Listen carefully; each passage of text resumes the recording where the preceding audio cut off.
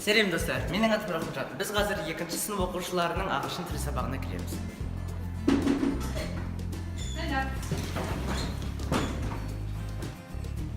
This is our teacher, Tina Shikana. Good afternoon to you. Good afternoon, the teacher. I am glad to see you.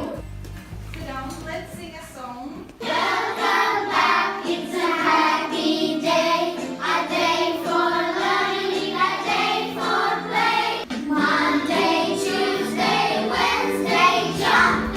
Thursday, Friday, down with a bump. Египетте мен бәрімен ағылшынша сөйледім. Әртүрлі жақтарға барышым.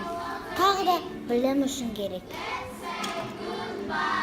Біздің бастауыш сынып оқушыларымыздың ағылшын тілі сабағы осылай қызықты өтеді. Сіздермен болған Амантай Рахымжан, сау болыңыздар.